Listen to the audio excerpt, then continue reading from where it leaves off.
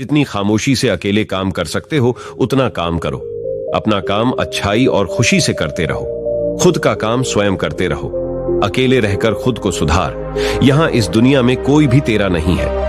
ऐसा गौतम बुद्ध ने कई सालों पहले अपने शिष्यों को क्यों कहा था? इसके पीछे की कहानी क्या है? तो इस रहस्यमयी कहानी को हम आज के इस वीडियो में आपके सामने प्रस्तुत कर रहे हैं। तो बिना देर किए चलिए वीडियो की शुरुआत करते हैं। स्वार्थी यानी कि स्वयं का अर्थ। जो इंसान स्वयं का अर्थ जानना चाहता है, जो खुद को समझना चाहता है, क्या वो इंसान आपकी नजर में गलत है? हम जब भी किसी को स्वार्थी कहते हैं तो उसका मतलब तो यही होता है कि वो आदमी स्वयं का अर्थ समझना चाहता है। तो फिर वो गलत कैसे हुआ? स्वार्थी शब्द दुनिया की नजर में, समाज की नजर में एक अलग ही नजरिए से समझा जाता है। अक्सर हम अपने आसपास ऐसे बेहद से लोगों को देखते हैं जो स्वभाव से बहुत अच्छे प्रतीत होते हैं, यानी कि सब लोगों की मदद करते हैं, सबसे अच्छा व्यवहार रखते हैं। लेकिन इसके साथ हमने ये भी देखा होगा कि ऐसे लोग जो स्वभाव के अच्छे होते हैं, दूसरों की मदद करते हैं, वो दुखी भी ज्यादा रहते हैं। और जो लोग स्वार्थी होते हैं वो फलते फूलते चले जाते हैं। तो ऐसे में परमात्मा की सत्ता पर उंगली उठाना निश्चित है। लेकिन अगर ये सत्य है तो हमें कौन सा मार्ग अपनाना चाहिए?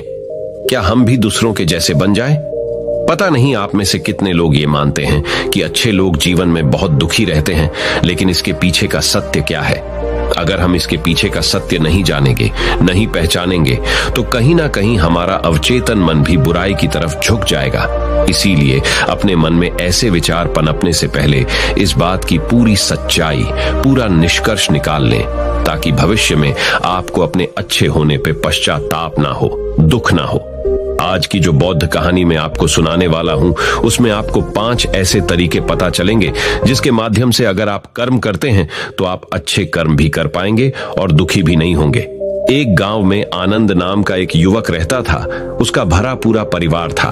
उसके 2 बच्चे थे, उसकी पत्नी थी, लेकिन उसके माता पिता इस दुनिया से चल बसे थे। इसीलिए पूरे परिवार की जिम्मेदारी उसी के कंधों पर थी। बच्चे अपनी पढ़ाई करते थे और उसकी पत्नी अपने घर गृहस्थी के कामों के साथ गाय, भैंस, बकरी इत्यादि का दूध बेचकर अपना घर चलाती थी और आनंद पहाड़ में पत्थर तोड़ने का काम करता था। बहुत ही मेहनत भरा काम था। पूरे दिन काम करता तो रात को थक कर घर पर वापस लौटता। लेकिन इतनी मेहनत करने के बाद भी अगर आनंद को गांव का कोई भी आदमी मदद के लिए बुलाता तो आनंद कभी भी मना नहीं करता था। उसके जीवन का एक ही सिद्धांत था, अगर मैं दूसरों की मदद करूंगा तो परमात्मा मेरा साथ देंगे, परमात्मा मेरे साथ कुछ बुरा नहीं होने देंगे। आनंद अपने इस सिद्धांत का पालन बहुत ही कड़ाई के साथ करता था। वह इस सिद्धांत पर इतना विश्वास करता था कि अगर कोई बाहर का आदमी उससे मदद मांग ले तो वो अपने घर का काम भी अधूरा छोड़कर उस आदमी की मदद करने के लिए पहुंच जाता था, जिसकी वजह से उसकी पत्नी बहुत परेशान रहती थी। वो अक्सर आनंद को समझाने की कोशिश करती थी कि सबसे पहले अपना काम, अपने परिवार को देखो। 2 बच्चे हैं हमारे और फिर भी तुम दूसरों के काम करने में लगे रहते हो। अरे अपने घर को तो संभालो। अपना घर संभाल नहीं रहा, दूसरों की मदद करने चले हैं। और जब ऐसी ऐसी बातें आनंद के कानों में पड़ती तो उसके हृदय में कांटा चुभने लगता था और उन दोनों में लड़ाई झगड़ा शुरू हो जाता था। अक्सर उनके लड़ाई झगड़े का यही सबसे बड़ा कारण होता था। लेकिन ना तो आनंद अपने आप को बदल पाया और ना ही उसकी पत्नी ने उसको समझाना कभी बंद किया। इसी वजह से आए दिन उनके घर में क्लेश होता रहता था। जहां तक उस गांव वालों की बात थी तो वो आनंद के स्वभाव को जानते थे और वो जानबूझकर जो काम आसान भी होता था, जो उनके सामर्थ्य में भी होता था, उस काम के लिए भी वो आनंद को बुलाते थे ताकि उन्हें कम मेहनत करनी पड़े। कहने का अर्थ ये है कि गांव वाले आनंद की इस शिष्टाचार का फायदा उठाते थे, लाभ उठाते थे और सब पीछे से उसका मजाक उड़ाते थे, उसे बेवकूफ कहते थे। ऐसे ही समय भी तरह और एक दिन आनंद की पत्नी बहुत ज्यादा बीमार पड़ गई। आनंद से जो कुछ भी सेवा हो सकती थी उसने वो सब अपनी पत्नी के लिए किया। उसने गांव के वैद्य को बुलाकर अपनी पत्नी की जांच करवाई, लेकिन ये रोग उस वैद्य की पकड़ के बाहर था। इसीलिए उस वैद्य ने कहा कि तुम अपनी पत्नी को नगर में जाकर किसी बड़े वैद्य को दिखाओ तो तुम्हारी पत्नी की जान बच सकती है। जल्द से जल्द नगर पहुंचने की व्यवस्था करो, नहीं तो तुम्हारी पत्नी के प्राण संकट में हो जाएंगे। ये सुनकर आनंद के पैरों तले जमीन फिसल गई। उसने ये नहीं सोचा था कि उसकी पत्नी के प्राण संकट में है। वो सोच रहा था कि कोई साधारण सा रोग होगा जिसका इलाज हो जाएगा, लेकिन जब उसने वैद्य की यही बात सुनी तो वो घबरा गया। अब पत्नी को नगर तक कैसे लेकर जाएं? क्योंकि उसके पास इतना धन नहीं था कि वो अपनी पत्नी के लिए एक घोड़ा गाड़ी करके उसमें अपनी पत्नी को लिटाकर नगर में ले जा सके। उसकी पत्नी की हालत बिल्कुल चलने की भी नहीं थी, इसलिए उसे नगर पहुंचाने के लिए किसी घोड़ा गाड़ी की जरूरत थी। संयोग से उसके पड़ोसी धन्मू के पास एक घोड़ा गाड़ी थी। वो अक्सर व्यापार के लिए अपनी घोड़ा गाड़ी नगर में लेकर जाया करता था। इसीलिए आनंद के मन में विचार आया कि मैं धन्मू की घोड़ा गाड़ी ले सकता हूँ। मैं धन्मू की इतनी मदद करता हूँ, कभी उसके काम को नहीं टालता, तो वो तो मेरे काम को कभी मना ही नहीं कर सकता। और यही सोचकर वो घोड़ा गाड़ी लेने के लिए धन्मू के पास पहुंच जाता है। लेकिन धन्मू बहुत ही चालाक इंसान था। वो बिना किराए के अपनी घोड़ा गाड़ी अपने सगे संबंधियों के लिए भी नहीं ले जाता था, तो आनंद की तो दूर की बात रही। जब आनंद ने उससे घोड़ा गाड़ी के बारे में पूछा तो उसने ये कहकर उसका ये काम टाल दिया कि मेरे घोड़े बहुत ज्यादा बीमार हैं, वो शायद बच भी मुश्किल से पाएंगे।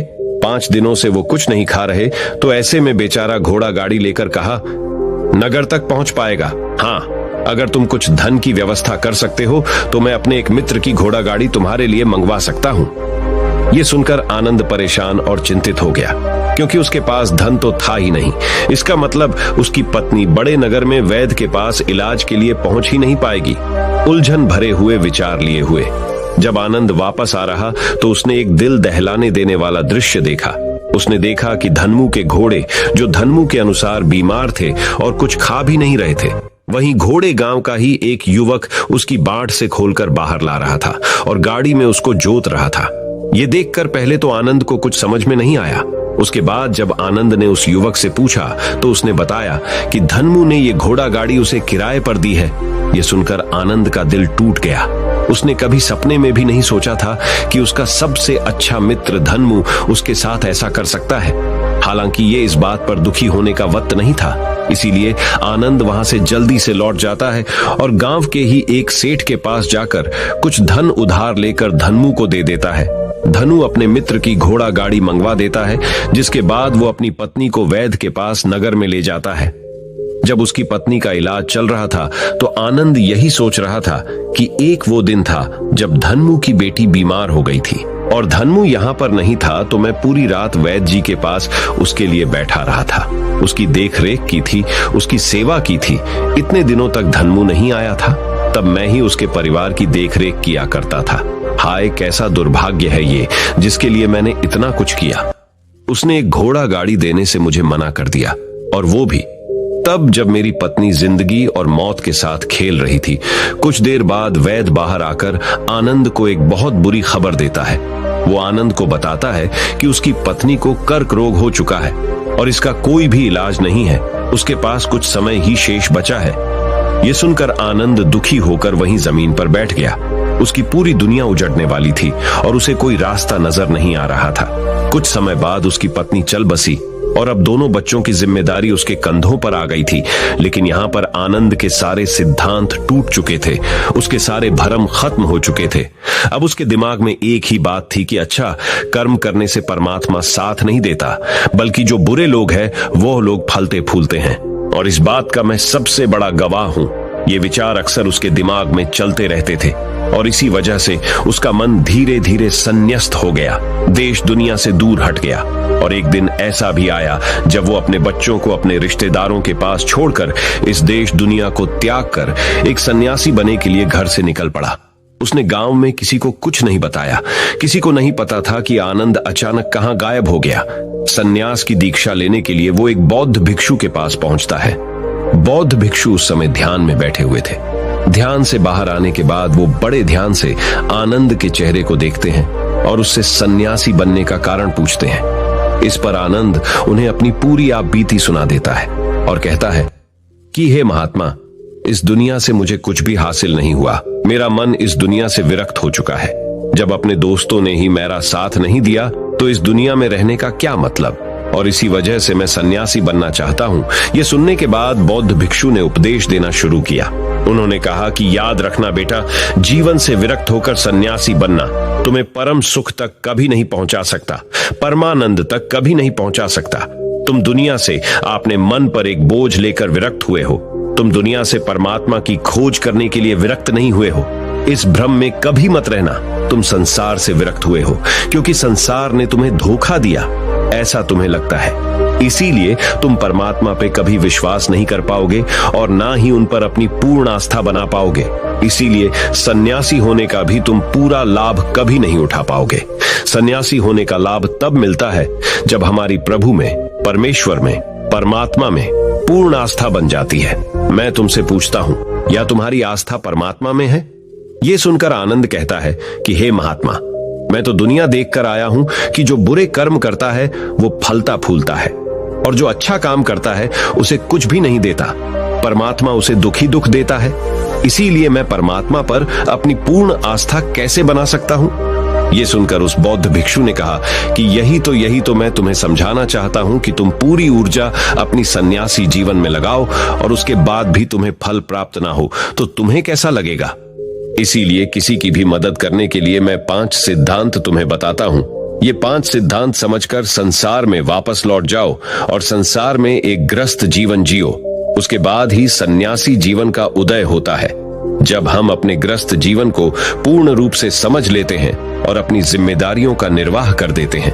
ये कहकर बौद्ध भिक्षु ने कहना शुरू किया कि जब भी तुम किसी की सहायता करते हो, किसी की मदद करते हो, तो उसमें सबसे पहली बात, सबसे पहला सिद्धांत जो ध्यान में रखने का होता है वो होता है कि किसी की मदद करते वक्त, किसी की सहायता करते वक्त कभी भी उससे उम्मीद मत रखना।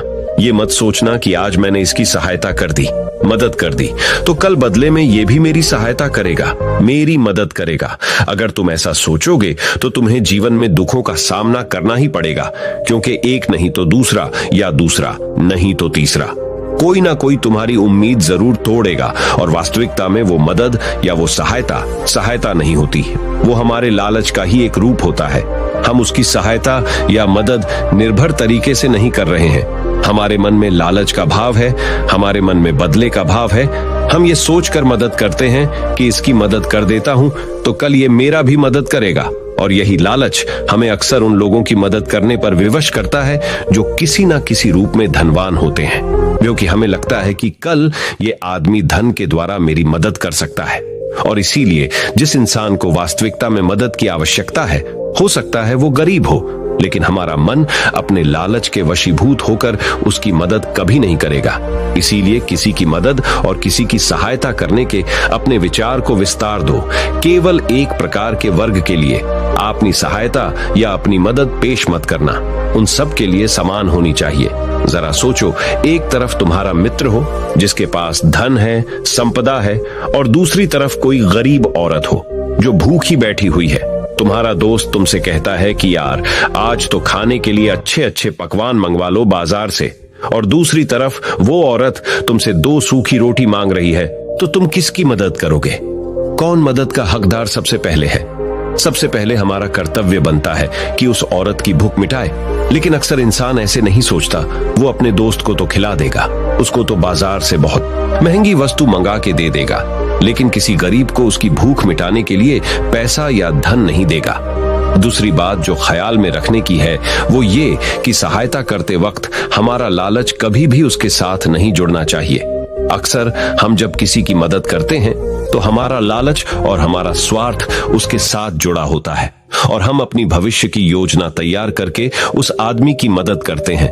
हम ये सोचते हैं कि अगर मैं इसका ये काम करेगा तो भविष्य में ये आदमी मेरा वो काम पूरा कर देगा, और वो सहायता, वो मदद बिल्कुल भी परमात्मा के द्वार को नहीं खटखटाती, क्योंकि वो लालच है। आप अपने आप को धोखा देने के लिए अपने लालच को एक सहायता, एक मदद का रूप दे रहे हैं। तीसरी बात जो ख्याल रखने की है वो ये कि अपने सामर्थ्य के हिसाब से दूसरे की मदद करो।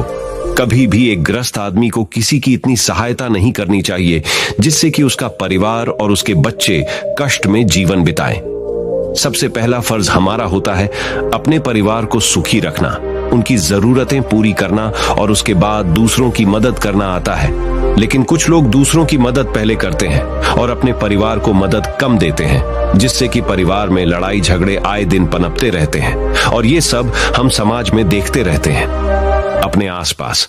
अगली बात जो ख्याल में रखने की होती है वो ये कि अपना कर्म, अपनी जिम्मेदारियां पहले निभानी होती है। हम अपना कर्म, अपना काम छोड़कर पहले दूसरों की मदद करने के लिए चले जाते हैं, और जब दूसरा बदले में हमारी मदद नहीं करता तो हमारा दिल दुखी हो जाता है। हम सोचते हैं कि मैंने तो अपना काम छोड़कर उस आदमी की मदद की थी और वो आदमी मेरी मदद ही नहीं कर रहा है। इसीलिए अपना कर्म सर्वोपरि, अपना कर्म सबसे ऊपर, क्योंकि वही काम करने के लिए इस दुनिया में हमारा जन्म हुआ है। और सबसे आखिर में जो बात समझने की है वो ये कि परमात्मा की मर्जी से ही सब कुछ होता है। हमारा कर्तव्य है अपने कर्म को करते जाना। करनी धरनी तो ऊपर वाले के हाथ में है, इसीलिए जो कुछ भी होता है सब ऊपर वाले पे छोड़ दो। अगर तुम्हें कोई धोखा भी देता है तो ये समझ के चलो कि वो सब ऊपर वाले की करनी होती है। आप ये मान के चलो कि मैं करता नहीं हूं, मैं तो एक माध्यम हूं, करवाने वाला तो वो है, उसके सामने किसकी मर्जी चली। जब ये आस्था, ये विश्वास हमारे मन में पनपने लगता है तो हमारी सारी शिकायतें दूर हो जाती हैं, क्योंकि इस दुनिया में जो भी होता है अच्छे के लिए होता है, जो भी हो रहा है अच्छे के लिए हो रहा है, और जो भी होगा अच्छा ही होगा। चाहे हमारी बुद्धि आज वर्तमान में इस सिद्धांत को ना समझ पाए, लेकिन जीवन में कभी ना कभी किसी ना किसी मोड़ पर आपको जरूर ये एहसास होगा कि जो हुआ था वो अच्छे के लिए ही हुआ था। इसीलिए सारी शिकायतें दूर कर दो और बस अपना कर्म करते जाओ। अपने ग्रस्त जीवन को पूर्ण रूप से जिलो, और उसके बाद ही सन्यासी जीवन की नींव होती है।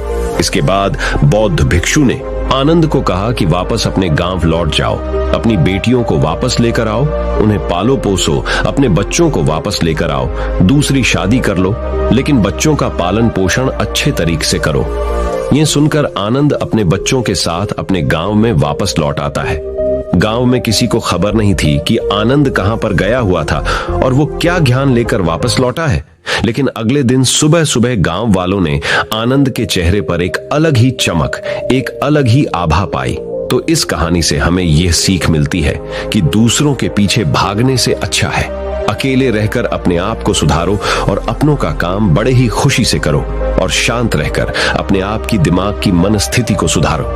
तो अब हम आपको बताएंगे कि शांत रहने के क्या क्या फायदे हैं। तो चलिए शुरुआत करते हैं।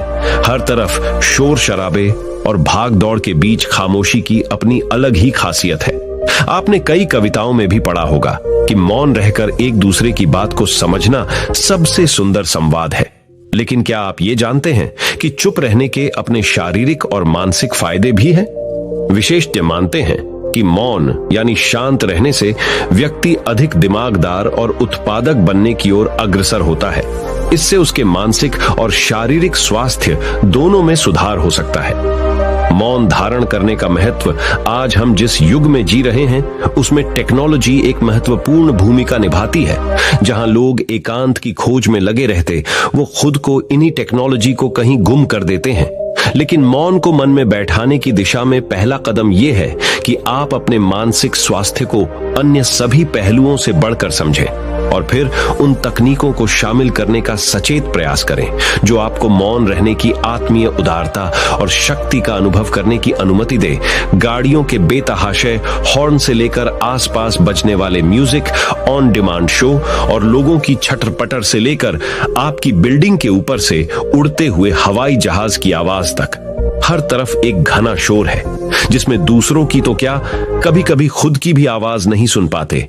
आपके अंतर्मन की आवाज, जिसे सुनने से आपके जीवन की आधी परेशानी का समाधान मिल सकता है। वैज्ञानिक प्रमाणों के अनुसार यह हमारे स्वास्थ्य के लिए बहुत अच्छी बात है कि लेकिन शांत रहना ब्लड प्रेशर कम कर सकता है, एकाग्रता और ध्यान में सुधार ला सकता है, परेशान करने वाले विचारों को शांत कर सकता है, मस्तिष्क के विकास को बढ़ावा दे सकता है, कोर्टिसोल को कम कर सकता है, अंदर की रचनात्मकता को बढ़ावा मिलता है, अच्छी नींद को बढ़ावा मिलता है, दिमागी रूप से स्वस्थ महसूस कर सकते हैं। हालांकि यहां मौन रहने का मतलब परेशानी में भी चुप्पी साधे रहने से नहीं है, बल्कि अनावश्यक किसी भी शोर से दूर रहने और ध्वनि प्रदूषण से बचना है। मौन रहते हुए धीरे धीरे गहरी सांस लेने से और भी फायदे मिल सकते हैं। चुप रहना है। अनेक समस्याओं का हल, तनाव घटाने और एकाग्रता बढ़ाने के लिए हम आपको अब 9 फायदे बनाएंगे। मेडिटेशन और ध्यान लगाना खुद को शांत करने और तनाव घटाने का एक बेहतरीन तरीका है। आपने ध्यान दिया होगा कि हर धर्म और संस्कृति में शांत और मौन रहने को महत्व दिया गया है। चाहे आप इसे धार्मिक नाम दें या जीने का एक तरीका माने, लेकिन दिन भर में कुछ समय तक शांत रहना आपके स्वास्थ्य के लिए बहुत फायदेमंद साबित होता है। कई साइकोलॉजिस्ट भी कॉन्फिडेंस बढ़ाने, कंसंट्रेशन बढ़ाने, मन की शांति और पॉजिटिव थिंकिंग के लिए कुछ मिनट मौन धारण करने की सलाह देते हैं।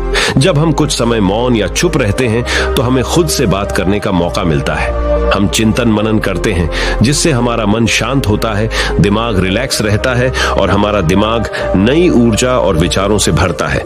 चलिए आपको बताते हैं चुप या मौन रहने के 9 फायदे। पहला फायदा, दिमाग बेहतर काम करता है। एक रिसर्च के मुताबिक अगर हम दिन भर में कुछ मिनट शांत रहते हैं तो हमारा दिमाग रिचार्ज होता है और बेहतर काम करता है। इसके लिए दिन भर में सिर्फ 3 मिनट चुप रहने से शुरुआत करें। ऐसा करने से आप देखेंगे कि आपका दिमाग ठंडा तो रहता ही है, आपके व्यक्तिगत रिश्तों में भी सुधार होता है। दूसरा फायदा, तनाव वाले हार्मोन नियंत्रित होते हैं। आज के दौर में हर तरफ शोर ही शोर है। इसकी वजह से दिमाग में तनाव पैदा होना लाजमी है। ऐसे में अगर आप हर रोज कुछ देर मौन रहने की प्रैक्टिस करते हैं तो इससे आपके तनाव पैदा करने वाले हार्मोन के लेवल में कमी आती है। इससे आपका दिमाग शांत होता है, गुस्सा नियंत्रित रहता है और तनाव बढ़ाने वाले हार्मोन्स का लेवल घटता है। तीसरा फायदा, ब्रेन सेल्स बनती है। अक्सर तनाव, स्ट्रेस, एंजाइटी और लगातार बोलते रहने और शोर शराबे के चलते हमारे दिमाग की कोशिकाएं मरने लगती हैं। ऐसे में कुछ देर मौन रहने से हमारे दिमाग की सेल्स दोबारा बनती है और उनका पुनः निर्माण हमारे दिमाग की शक्ति बढ़ाता है। इससे हमारी एकाग्रता बढ़ती है और दिमाग तेज होता है। चौथा फायदा, क्रिएटिविटी बढ़ती है। जब हम दिन भर की उलझनों में उलझे रहते हैं, इस वजह से हम शांत होकर सोचने समझने की क्षमता खोने लगते हैं। इस वजह से हमारी क्रिएटिविटी खत्म होने लगती है। जब हम कुछ देर मौन रहते हैं तो हमारे दिमाग की नई नई क्रिएटिविटी उभर कर सामने आती है। हम में सोचने समझने और सुनने की क्षमता बढ़ती है और हम कुछ नया कर पाते हैं। पांचवा फायदा, परिस्थितियों का सामना बेहतर ढंग से करते हैं। एक रिसर्च में पाया गया है कि जो लोग मौन रहने की आदत डालते हैं वो मुश्किल और तनावपूर्ण परिस्थितियों से बेहतर ढंग से निकल पाने में सक्षम होते हैं। इसकी वजह यह है कि मुश्किल परिस्थिति में वो अपना आपा नहीं खोते और लॉजिक के साथ सोचने की काबिलियत रखते हैं। इस कारण वो परिस्थितियों का बेहतर सामना कर पाते हैं। छठा फायदा दिमाग के लिए है ये एक्सरसाइज। हमारे शरीर का सबसे जटिल हिस्सा दिमाग होता है। ये पूरे शरीर को चलाता है और ये हमारे सभी इमोशंस को कंट्रोल करता है। ऐसे में जरूरी है कि हम अपने दिमाग को भी व्यायाम करवाएं। जिस तरह शरीर को मजबूत बनाने के लिए शारीरिक व्यायाम जरूरी है, उसी तरह दिमाग को मजबूत बनाने के लिए उनकी ताकत बढ़ाना जरूरी है। मौन रहना दिमाग के लिए एक व्यायाम जैसा ही है और इससे दिमाग की मांसपेशियां तंदुरुस्त रहती हैं। सातवां फायदा पॉजिटिव विचारों का संचार। मौन रहना हमारे दिमाग को पॉजिटिव विचारों से भरता है। जब हम दिमाग को बाहरी शोर शराबे से दूर करते हुए कुछ समय खुद पर केंद्रित करते हैं तो हम अपने आसपास की अच्छाइयों को बेहतर ढंग से देख और समझ पाते हैं। इसके साथ ही हम अपने आसपास और खुद के भीतर की अच्छाइयों को अप्रिशिएट कर पाते हैं। इसीलिए कुछ समय मौन रहते हुए खुद को समझना, अपने भीतर झांकना और अपने बारे में समझना एक बेहतरीन प्रैक्टिस है। आठवां फायदा एक अच्छे श्रोता और समीक्षक। चुप रहना और कुछ समय तक खुद को स्थिर रखना आपको एक अच्छा श्रोता और समीक्षक बनाता है। ऐसा इसलिए क्योंकि जब आप चुप रहते हैं तो आप बोलने की बजाय अधिक से अधिक सुनते हैं और उसका विश्लेषण कर पाते हैं। इससे आप पूरे तर्क और वितर्कों को जानने के बाद सही फैसला ले पाते हैं। आप सभी पक्षों को सुनते, समझते और डिसीजन ले पाते हैं। चुप रहना आपके दिमाग को शांत करता है और आपको लॉजिकल समीक्षक बनाता है। नौवां फायदा कैसे रखें खुद को। कुछ मिनटों के लिए मौन रहने के लिए लोग बहुत तरीकों का सहारा लेते हैं। कुछ भगवान के नाम का जाप करते हैं, कुछ आपके कृत्यों का विश्लेषण करते, वहीं कुछ लोग माइंडफुलनेस प्रैक्टिस अपनाते हैं। चलिए आपको बताते हैं खुद खुद से जोड़ ढाते हुए मौन धारण करने के कुछ आसान तरीके। माइंडफुलनेस एक बेहतरीन मेडिटेशन प्रैक्टिस है जो आपको शांत रखने के साथ ही एंजाइटी और दिमाग को कंट्रोल करने का काम करती है। इसके लिए आप ये स्टेप्स अपना सकते हैं। पहला स्टेप, सबसे पहले आराम की अवस्था में बैठ जाएं और अपनी आंखों को रिलैक्स करते हुए मूंद लें।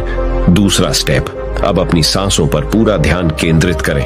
अपनी सांस के उठने और गिरने की गति पर ध्यान दें और अपना दिमाग बाहरी शोर से दूर सिर्फ और सिर्फ अपनी सांसों पर केंद्रित करें। तीसरा स्टेप, अपनी सांसों पर ध्यान देना आपके पूरे शरीर को शांत करता है, दिमाग में रक्त संचार बढ़ाता है और तनाव दूर करने में मददगार होता है। चौथा स्टेप, खुद को शांत करते हुए अपने पूरे शरीर को अंदर ही अंदर स्कैन करना भी फायदेमंद साबित होता है। इससे आपको अपने शरीर के बारे में बेहतर समझ में आता है। इससे आपके दिमाग और शरीर के बीच में बेहतर संबंध स्थापित होता है। हम उम्मीद करते हैं कि ये जानकारी आपके काम आएगी। तो चलिए जानते हैं हमारे शब्दों में कितनी ताकत होती है एक कहानी के माध्यम से। तो चलिए उस कहानी की शुरुआत करते हैं। जो लोग बुद्धिमान हैं वह ये जानते हैं कि शब्द हथियार की तरह होते हैं जिनसे किसी को भी बचाया जा सकता है या किसी को भी मारा जा सकता है। अब आप सोच रहे होंगे कि शब्दों से किसी को मारा कैसे जा सकता है। तो जरा सोचिए, ज्यादातर आत्महत्याओं के पीछे किसका कारण होता है? किसी के पति ने कुछ कहा, किसी के पिता ने कुछ कहा और उन लोगों ने आत्महत्या कर ली। ये आत्महत्या किसके कारण हुई?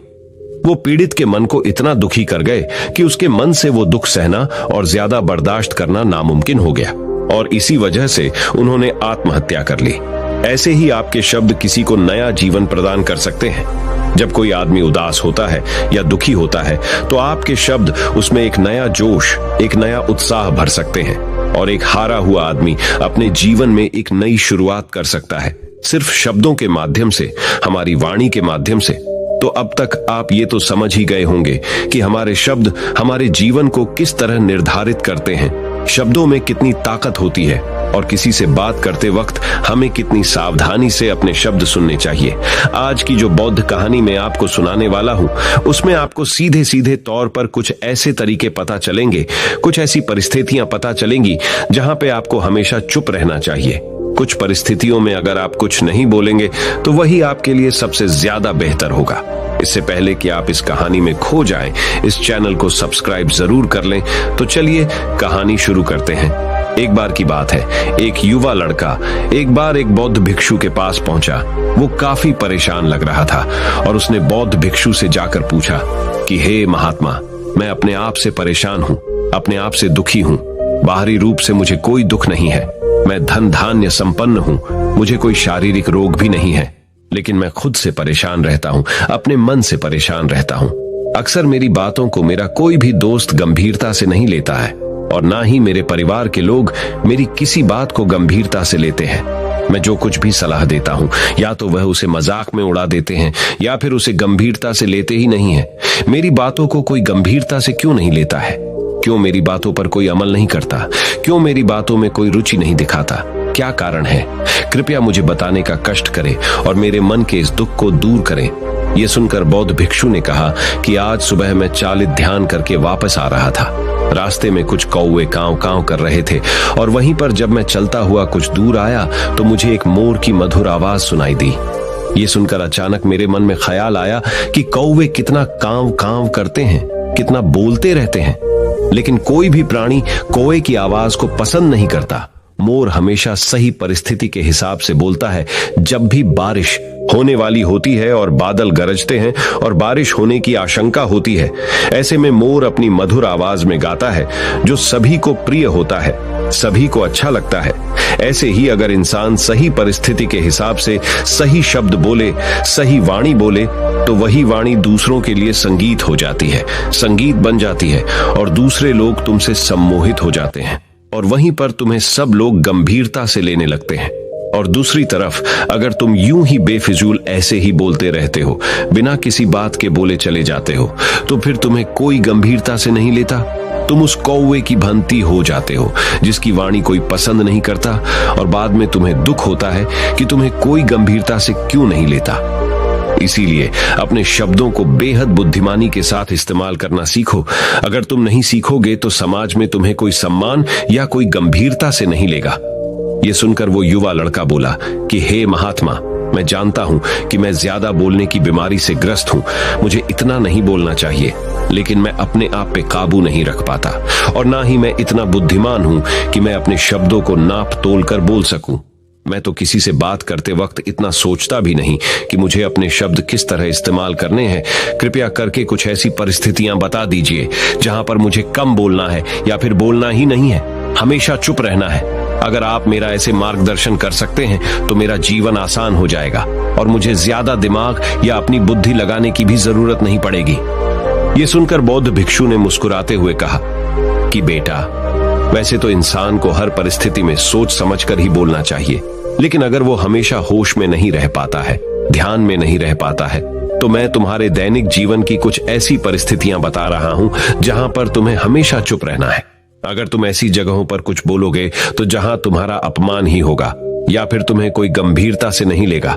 सबसे पहली जगह है, या यूं कहे ऐसी परिस्थिति जहां पर इंसान को हमेशा चुप रहना चाहिए, वो है जब किसी ऐसे विषय के बारे में बातचीत हो रही हो जिसके बारे में आपको कोई जानकारी ही नहीं है। तो ऐसी परिस्थिति में व्यर्थ में बीच में टांग अड़ाना, अपना ज्ञान देना, व्यर्थ का ज्ञान, आपको कुछ पता नहीं है लेकिन फिर भी आप अपना ज्ञान देने के लिए उत्सुक हैं, तो ऐसी जगह पर आपका अपमान ही होगा।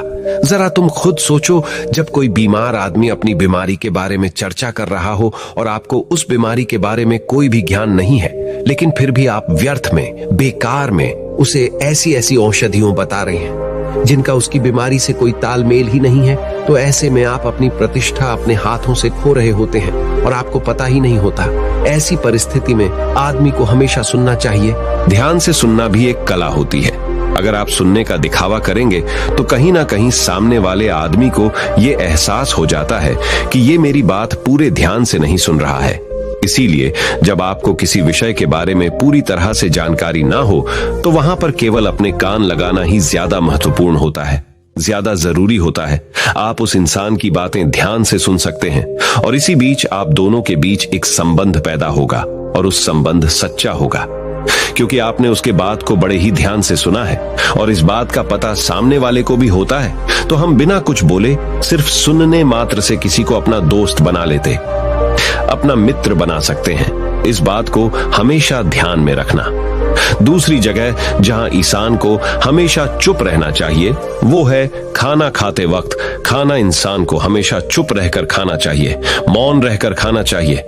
महात्मा बुद्ध और उनके भिक्षु हमेशा चुप रहकर भोजन करते हैं, शांत भाव से भोजन करते हैं, परिपूर्ण होकर भोजन करते हैं, पूरी तरह से करते हैं, एक एक टुकड़े का स्वाद लेकर भोजन करते हैं। और ऐसा भोजन जब आपके शरीर में पहुंचता है तो वो आपके अंग अंग तक ऊर्जा पहुंचाता है। अक्सर हम भोजन करते वक्त कुछ ना कुछ बोलते रहते हैं, कुछ ना कुछ सुनते रहते हैं, लेकिन मौन रहकर पूरा स्वाद लेकर उस भोजन को कभी नहीं करते। हम उस भोजन को करते वक्त आधे अधूरे ही रहते हैं और इसीलिए हमारा शरीर रोगों से ग्रस्त हो जाता है। जरा तुम खुद सोचो, बौद्ध भिक्षु हमेशा भिक्षा लेकर भोजन करता है और भिक्षा भी कितनी बिल्कुल मामूली सी, और वो भी एक वक्त। तो एक वक्त भोजन करने के बाद भी वो इतने स्वस्थ रहते थे, इतने उत्साह, जोश और आनंद से भरे होते थे। और हम तो इतना खाना खाते हैं, इतने सारे भोजन की सामग्री हमारे लिए उपलब्ध होती है, लेकिन हमारे शरीर में कोई ऊर्जा नहीं होती। इसका सबसे बड़ा कारण होता है कि हम अपना भोजन होश में नहीं करते हैं, परिपूर्ण होकर नहीं करते हैं, मौन रहकर नहीं करते हैं। इसीलिए अपना भोजन हमेशा मौन रहकर ही करो। तीसरी जगह जहां पर अगर आपने चुप रहना सीख लिया तो इसका मतलब यह है कि आपने अपने ऊपर विजय हासिल कर ली।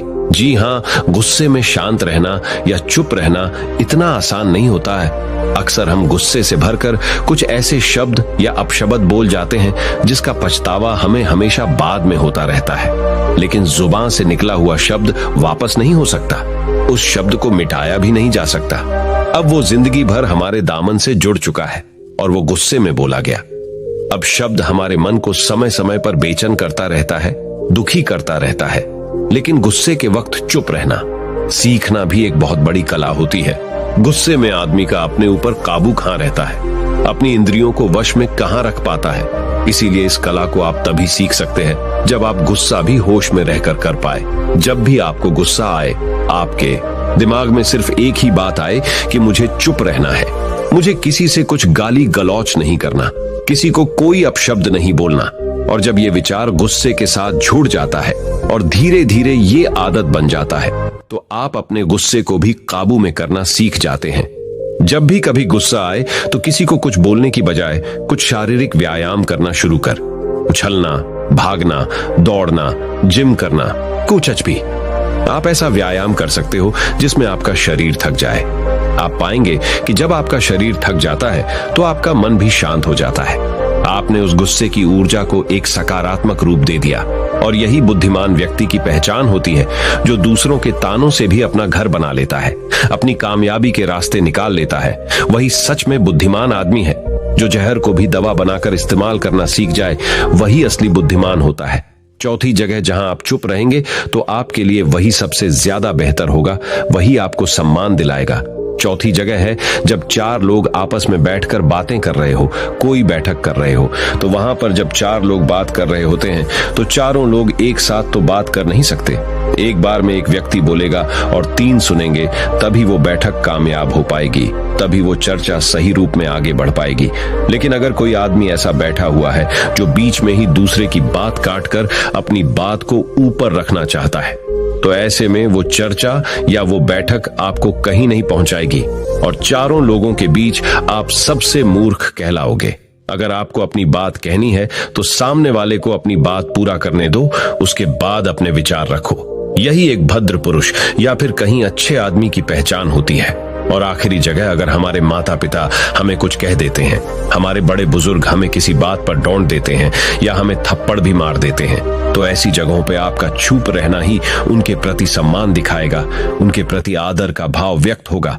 अगर आप उनके सामने उनका विरोध कर देते हैं, उनका प्रतिरोध कर देते हैं, तो वो गुस्सा तो थोड़ी देर बाद शांत हो जाएगा, लेकिन वो कही गई बात, वो विरोध किया हुआ शब्द या फिर कुछ भी उल्टा सीधा हमेशा आपके मन को सताएगा और आपके माता पिता को हमेशा यही लगेगा कि आज ये हमारी इज्जत नहीं करता, आज ही हमारी बात नहीं मानता, क्योंकि ये कमाने लग गया है, ये बड़ा आदमी बन गया है। ऐसी ऐसी बातें उठेंगी, ऐसे ऐसे तंज कसे जाएंगे। इसीलिए ऐसी जगह पे आप मौन रहिए, चुप रहिए, कुछ मत बोलिए, अपने गुस्से को अपने अंदर ही पी लीजिए, कुछ व्यायाम कर लीजिए, भाग लीजिए, दौड़ लीजिए, आपका मन अपने आप शांत हो जाएगा। आखिर में बौद्ध भिक्षु ने अपनी बात को खत्म करते हुए कहा कि कम शब्दों में अपनी भावनाओं को उतारना सीखो। शब्द हथियार की तरह होते हैं। बोलो तो होश में बोलो, ध्यान में बोलो। जीवन शैली ऐसी बना लो कि आप जब भी बोलो पूरे होश में रहकर बोलो, पूरे आनंद के साथ बोलो, पूरे प्रेम के साथ बोलो। ऐसी वाणी बोलो जो दूसरे के दिल को ठंडक पहुंचाती हो, दूसरे के मन को भी शांत कर देती हो, और वो तभी संभव है जब आप प्रतिपल होश में रहकर बोले। इसके बाद वो युवा लड़का बौद्ध भिक्षु के सामने नतमस्तक हो गया और उनको प्रणाम करते हुए अपने घर वापस लौट गया। अब हम जानेंगे महात्मा गौतम बुद्ध के अनुसार अपने मन को जल्दी से जल्दी वश में कैसे किया जाए। तो चलिए जानते हैं गौतम बुद्ध से शांति के फायदे। तो आपको पता चल गए अब गौतम बुद्ध के अनुसार अपने मन को कैसे संयमित किया जाए। चलिए उसके बारे में जानते हैं। भगवान गौतम बुद्ध कहते थे, ये संसार एक माया जाल है जो कि मनुष्य को अच्छाई भी दिखाता है और बुराई भी दिखाता है। कभी सुंदरता दिखाता है तो कभी दुर्बलता दिखाता है। कभी यह संसार मनुष्य को आकर्षित करता है और कभी कभी मनुष्य को इतना उलझा देता है कि मनुष्य को खुद के जीवन का ध्यान ही नहीं रहता। इसलिए संसार के माया जाल से बचने के लिए भगवान गौतम बुद्ध कहते हैं, जो पुरुष अपने खुद के इंद्रियों से कभी नहीं हारा, वह संसार से या पूरे ब्रह्मांड के किसी भी चीज से कभी हार ही नहीं सकता। वह मनुष्य जहां भी हो उसकी विजय निश्चित है। दोस्तों, आपको बता दे कि इंद्रियों का मतलब होता है कान, नाक, त्वचा, जीभ, हाथ। इन 5 शरीर के भागों को मुख्य इंद्रियां कहा जाता है।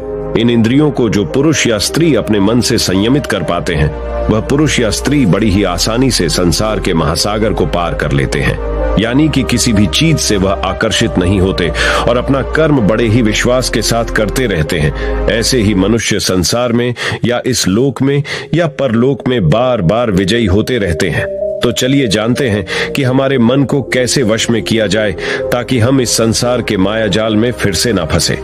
भगवान गौतम बुद्ध कहते हैं, मन को वश में करने के लिए सबसे पहले आपको यह जानना होगा कि आपके शरीर से श्रेष्ठ आपकी इंद्रियां होती हैं।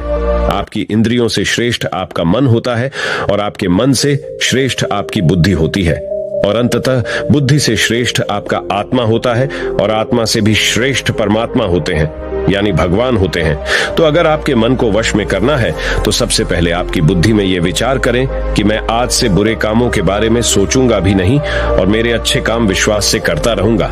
दोस्तों, अगर आप बुरी आदतों के बारे में सोचोगे ही नहीं तो वह आदतें आपकी बुद्धि पर हावी नहीं होगी और आप कभी गलत काम नहीं करोगे। तो सबसे पहली बात तो यह है कि अपने बुद्धि में से बुरी आदतों को निकाल दो और अपनी बुद्धि में जो भी आपका काम है उस काम के बारे में विचार डालना शुरू कर दो। फिर आपकी बुद्धि आपके मन को आपके काम के बारे में संदेश देगी और मन सभी इंद्रियों को वश में करके आपके काम के ऊपर लगा देगा। तो इसी तरह से करते करते आपका मन एक दिन अवश्य ही वश में हो जाएगा और जिस व्यक्ति का मन वश में हो जाता है उस व्यक्ति के मन में हमेशा ही भगवान वास करते हैं।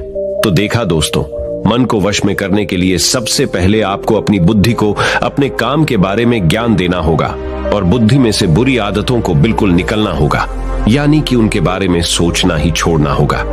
तब जाकर आप अपने मन को वश में अवश्य ही कर पाओगे और जब आप पूर्णतः आप अपने मन को वश में कर लोगे तब आपके लिए सुख दुख सर्दी गर्मी और मान अपमान सब एक जैसा होगा और आप इस दुनिया के माया से परे हो जाओगे। आपको कोई भी चीज आकर्षित नहीं कर पाएगी, उल्टा आपसे ही लोग आकर्षित होंगे और आप जैसा भी काम करते हैं लोग भी आपको देखकर वैसा ही काम करेंगे और लोगों को आप एक आकर्षित और बुद्धिमान मनुष्य लगोगे।